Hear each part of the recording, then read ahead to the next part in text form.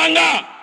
یاد رکھیے یہ اہل بیت اطہار ہے نا, یہ خاندان مصطفیٰ ہے نا, یہ رسول کے گھرانے والے ہیں نا, صبح قیامت تک اولاد رسول آتی ہے, ان سب کے لیے رسول نے جنت نہیں مانگا, جنت کے کوئی مقام مانگا تو مانگا امت کی شفاعت مانگا. اے اللہ میری امت کو کی شفاعت کر دے, بس کافی ہے. میری امت کی شفاعت کر دے, میری امت کو نجات دے دے, میری امت کی مغفرت کر دے, بس اتنا کافی ہے اور کچھ نہیں ہے. آج کوئی باپ بیٹے کے لیے مانگتا کہ نہیں مانگتا؟ ماں بیٹے کے لیے نہیں مانگتی؟ سب مانگتے ہیں, مگر رسول نے نہیں مانگا. رسول نے نہیں مانگا, مگر کیوں نہیں مانگا؟ حکمت ہے. کیا ہے؟ حکمت ہے. رسول نے نہیں مانگا, مگر کیوں نہیں مانگا؟ کہ رسول جانتے ہیں میری اہل بیت, میرا خاندان اور میری اولاد وہ اکیلے نہیں آئے گی, وہ بھی آئے گی اور ان کے خادموں کو بھی لے کر آئے گی. اور دوسری حکمت یہ ہے جس کا قرآن گواہ ہے, وہ کانا ابوہما صالحا, جس کے باپ دادا جنتی ہیں, جس کے باپ دادا نیک ہیں, تو ان کی اولاد بھی ان کے ساتھ جنت میں جائے گی. فیصلہ ہو گیا تو مانگنے کی کیا ضرورت؟ فیصلہ ہو گیا تو مانگنے کی کیا ضرورت؟ بات سمجھ میں آئی نا؟ نہیں آئی؟ یہ ہے گھرانہ مصطفیٰ کا.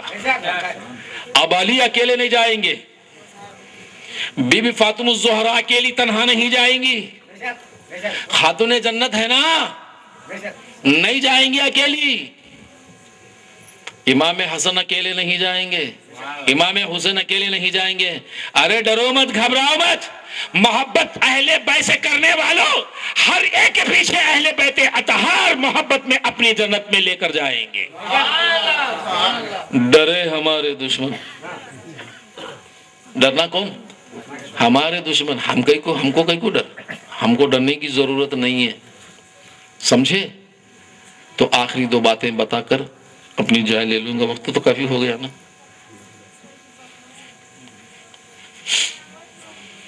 دو باتیں جو آیت مبارکہ میں نے تلاوت کی ہے اس کا ترجمہ تو میں نے کیا نہیں, سورہ بقرہ کی اس کا ترجمہ تو میں نے کیا نہیں. وہ کون سی آیت تھی؟ وہ فَاذْكُرُونِي أَذْكُرْكُمْ وَاشْكُرُوا لِي وَلَا تَكْفُرُونَ. اس سورہ بقرہ کی آیت ہے. تو معنی کیا ہے معلوم؟ تم میرا ذکر کرو, میں تمہارا ذکر کروں گا. میں ترجمہ بتا رہا ہوں آپ کو. میرے جانے کے بعد ملا جی سے بھی پوچھ لو, وہ بھی اتنا بتائیں گے کیونکہ ہے اس ترجمہ اس کا. تم میرا ذکر کرو, میں تمہارا, ہاں میری ناشکری مت کرو, میری ناشکری مت کرو, کیونکہ ناشکری کفر ہے. کیا ہے؟ وَلَا تَكْفُرُونَ, تکفیر مت پیدا کرو, کفر مت پیدا کرو, ہے نا. فَاذْكُرُونِي يَذْكُرْكُمْ وَاشْكُرُوا لِي, میری ناشکری مت کرو یعنی شکر ادا کرو, میرا شکر ادا کرو اور کفر برپا مت کرو. یہ اس کا ترجمہ ہے. لیکن حقیقت بات کیا ہے معلوم؟ یہ پہلا ترجمہ. دوسرا ترجمہ ہے تم مجھے یاد کرو, میں تم کو یاد کروں گا. تم مجھے یاد کرو, میں تم کو یاد کروں گا. میرا شکر ادا کرو, میرا شکر ادا کرو, میری ناشکری مت کرو. یہ دوسرا ترجمہ ہے. تیسری بات یہ سمجھنے والی, ترجمہ نہیں ہے ابھی, تیسری بات سمجھنے والی. تم مجھے یاد کرو تو معنی یہ ہوا کہ ہم اسے یاد کریں, ہم اسے یاد کریں. مجھے بتائیں کون یاد کریں؟ اب عام معنی بتائیں گے کہ بندے خدا کو یاد کرنا. بندے اور کہاں یاد کرنا؟ زمینوں پر. اور خدا فرماتا ہے وَاذْكُرْكُمْ اذکرکم، خدا بھی تمہاری یاد کرے گا. کہاں سے؟ عرش سے. تم فرش پر یاد کرو، خدا عرش پر تمہاری یاد کرے گا. اب یہ دو باتوں کو سمجھو، ہم یاد کریں گے تو وہ یاد کرے گا. عیشلے کا فیصلہ، ہم یاد کریں گے تو وہ یاد کر، اگر یاد نہیں کرے تو سمجھنے والی بات. تم مجھے یاد کرو، میں تم کو یاد کروں گا، عام بات ہے. تم میرا نام لے، میں تیرا نام لوں گا. تو میرا ذکر کر، میں تیرا ذکر کروں گا. تو زمین پر کر، میں عرش پر کروں گا. میرا شکر ادا کر، ناشکری مت کر. بات ہو گئی نا. لیکن حقیقت یہ بات ہے، یہ خاص کر پیارے رسول کی طرف ہے. کس کی طرف ہے؟ پیارے رسول کی طرف ہے. فَاذْكُرُونِی. اب رسول کا کام کیا ہے؟ ذکر خدا. ہمیشہ ذکر خدا، ہمیشہ رسول کا کام کیا ہے؟ ذکر خدا. اور وہ ذکر خدا مصطفیٰ کا کیا ہے؟ لا الہ الا اللہ. یہ ذکر مصطفیٰ ہے. کیا ہے یہ؟ ذکر مصطفیٰ ہے. ہمیشہ ہر پل یہ ذکر ہے مصطفیٰ کا، لا الہ الا اللہ. محمد رسول اللہ نہیں. بس سمجھ میں ہے نا؟ کلمہ صرف مصطفیٰ کے لیے اتنا ہی ہے، ذکر مصطفیٰ کے لیے اتنا، لا الہ الا اللہ. یہ ذکر خدا ہے، یہ یاد خدا ہے. اب جب مصطفیٰ نے ذکر کیا تو خدا نے بھی مصطفیٰ کا ذکر کرتا ہے. وہ کیا ہے؟ محمد الرسول اللہ. ہر پل خدا کا یہی ذکر ہے. کیا؟ محمد الرسول اللہ. سرکار یہاں سے لا الہ الا اللہ کہتے رہے، خدا وہاں سے محمد رسول اللہ کہتا رہے. خدا کا رسول اللہ زمینوں سے لا الہ الا اللہ کہتے رہے تو عرش معلیٰ کو چیر کر ذکر خدا تک چلے جائے گی. اور خدا وہاں سے محمد رسول اللہ کہے تو زمینوں پر مصطفیٰ کی بارگاہ میں وہ ذکر آ جائے گا. تو لا الہ الا اللہ اونچائی کا نام ہے، محمد رسول اللہ وہاں سے نیچے آنے والا. تو آتا ہوا نام رحمتوں کو سمیٹ کر آتا ہے، اور جانے والا نام ساری خطاؤں، ساری بلاؤں، ساری مصیبتوں کو چھپا کر لے جاتا ہے. چھپا کر لے جاتا ہے. اسی لیے حدیث شریف میں آتا ہے ساری کائنات خدا کو پکارتی ہے مگر سب کی آواز خدا تک نہیں جاتی. وہ آوازیں مدینے کی سرزمین تک جاتی ہیں. مدینے میں جب آوازیں جمع ہو جاتی ہیں تو وہ آوازیں مصطفیٰ کی آواز کے ساتھ مل کر خدا کی بارگاہ میں وہ ایک ہے تو ایک ہی کی سنتا ہے. وہ ایک ہے تو ایک ہی کی سنتا ہے، وہ بھی مصطفیٰ کی آواز سے سنتا ہے. اور نہ تو کون، کس کھیت کا ملی، میں نمازی تو کیا ہوا؟ نماز عبادت خدا کی، ادا مصطفیٰ کی. عبادت خدا کی، ادا مصطفیٰ کی. فرض خدا کا، اطاعت مصطفیٰ کی. اسی کا نام نماز ہے. کیا ہے؟ اگر خدا کی نماز سمجھ کر تو اطاعت مصطفیٰ چھوڑ دے تو نماز نہیں. کیا ہوتا؟ ایکسرسائز ہوتا. کیا ہوتا؟ ایکسرسائز ہوتا. تو کریا تو ایکسرسائز، دوسرا کرایا تو فیزیوتھراپی ہوتا. بات سمجھ میں آئی نا؟ تو ادا مصطفیٰ کی، اسی کا نام نماز. یہ ذکر ہے. اور یہ ذکر جو ہے خدا کی طرف سے آتا ہے نا، محمد رسول اللہ. یہ عرش معلیٰ سے آتا ہے. کہاں آتا ہے؟ عرش معلیٰ سے. کس کی بارگاہ میں؟ رسول کی بارگاہ میں. آنے والا رحمتوں کو لے کر آتا ہے، آنے والا رحمتوں کو. تو محمد رسول اللہ کتنا بڑا ہے، اتنا بڑا ہے جبکہ خدا خود کرتا ہے.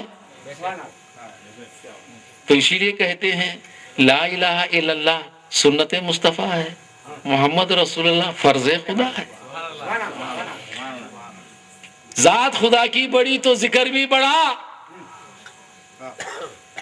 اگر خدا کی مانتے ہو سب کے لیے کہتا ہوں اگر خدا کی مانتے ہو تو محمد رسول اللہ جپنا لگا لو، تسبیح محمد رسول اللہ کی پڑھ لو، کیونکہ آدم نے اپنے بیٹے کو بھی ہدایت دی کہ بیٹا کچھ نہیں، صرف اتنا کرنا کہ یا محمد یا محمد یا محمد جپنا، سب کل معاف ہو جائے گا۔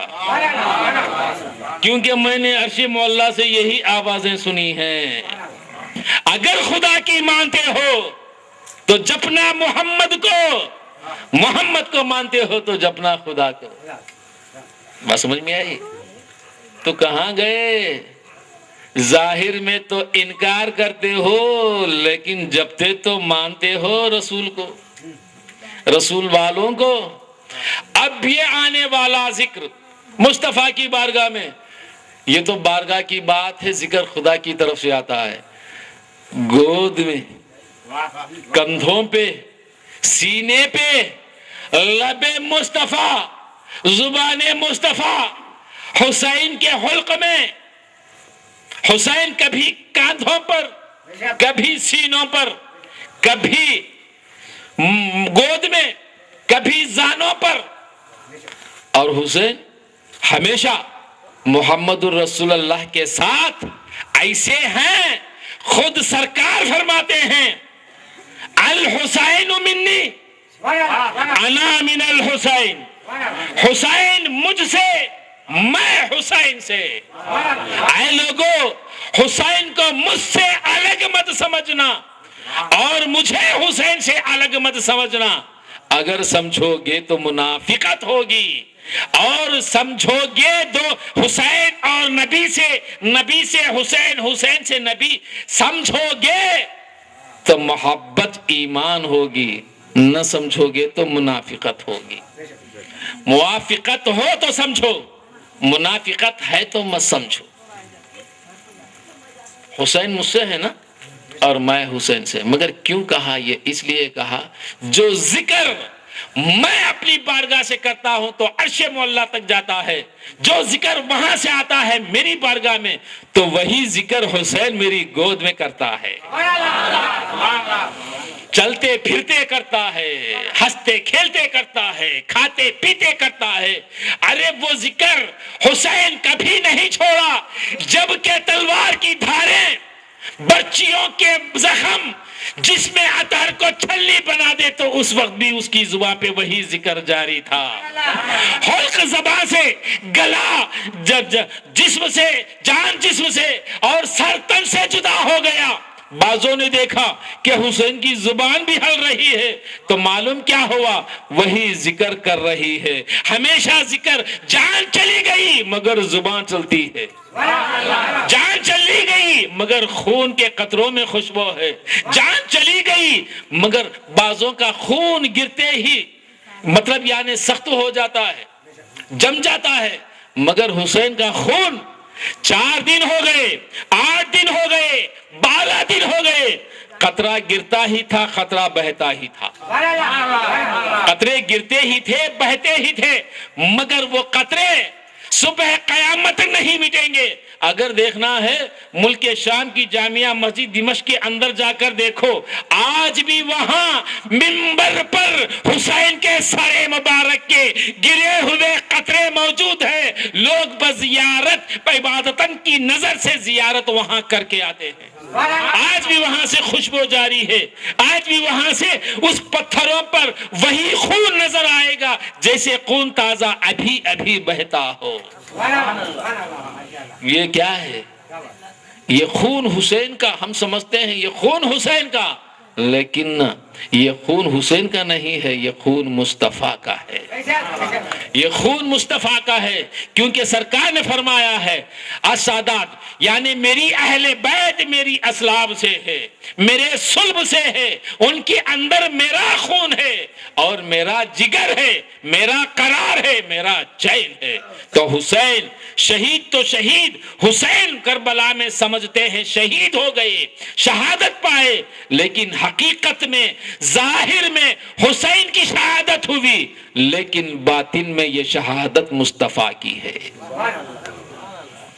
کیوں؟ حسین الحسین منی وانا من الحسین، اور اس کا دوسرا معنی یہ دوسرا اور ایک معنی ہے، یاد رکھ لیجئے اب امت کی بھلائی اس کے اندر کہ کیا اللہ نے جب بھی قہر کو نازل کیا، دنیا میں زلزلے لایا، آگ برسایا، مینڈک برسایا، چپکلیاں برسایا، خون کی بارشیں برسائی، قوموں کو تباہ کیا، طوفانوں میں اڑا دیا اور بندر خنزیر کی صورتیں بنا دیا، منسوخ کر دیا دوسرے انبیاءوں کی امتوں کو جو غلطیاں کرتے تھے، نبیوں کو ستاتے تھے، قوم عاد، قوم سمود، نوح علیہ السلام کی امت، حضرت ابراہیم کی امت، حضرت موسیٰ علیہ السلام کی امت، اور اس وقت کا ظالم بادشاہ فرعون، اور ابراہیم کے زمانے کا ظالم بادشاہ نمرود، حامان اور شداد، ہارون، ان زمانے کے جو بڑے بڑے بادشاہ لوگ تھے اور جو انبیاء کو ستاتے، محبوبوں کو ستاتے، تو اللہ کیا فرماتا معلوم؟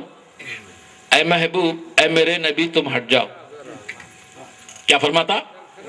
تم ہٹ جاؤ، میں عذاب لا کر ان کو تباہ کر دوں گا۔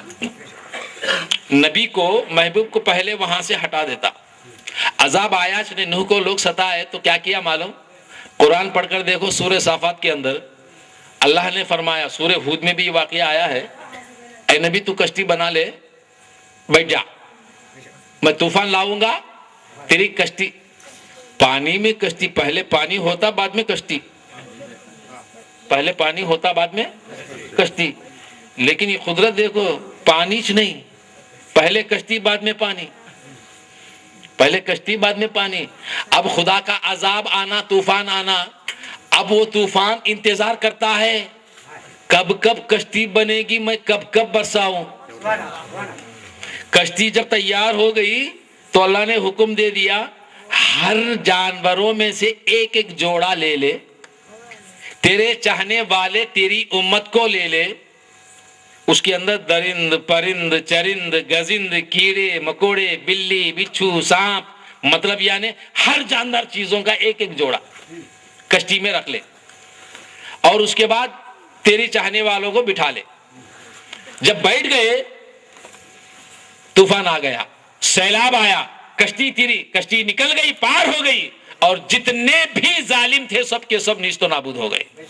فرعون کی قوم موسیٰ کو ہٹا دیا، تباہ کر دیا، قوم عاد کو تباہ کر دیا، قوم سمود کو تباہ کر دیا، اس طرح ہر قوموں کو برباد کر دیا طوفانوں میں، اور ہر طرح سے لوگوں کو کیا کیا؟ زلزلوں میں، آگ کی بارشوں میں مبتلا کر کے مار ڈالا، صورتوں کو منسوخ کر دیا۔ مگر نبی کے ہوتے ہوئے کبھی کیا؟ اسی لیے کہتے ہیں جہاں اللہ کا محبوب ہوتا ہے وہاں خدا کا عذاب نہیں آتا۔ یاد رکھو، محبوبوں سے اس لیے کہتے ہیں اللہ کے محبوبوں سے مت کھیلا کرو، اگر بیزار ہو کر محبوب خدا کا وہاں سے نکل گیا تو عذاب کا انتظار کرو، جب تک محبوب ہوگا عذاب نہیں آئے گا۔ یہ قرآن گواہ ہے، سارے محبوبوں کو پہلے ہٹایا بعد میں عذاب لایا۔ اب ہمارے نبی فرماتے ہیں، اے لوگوں، جتنا ظلم لوگوں نے مجھ پر ڈالا، جتنا مجھے ستایا، جتنا مجھے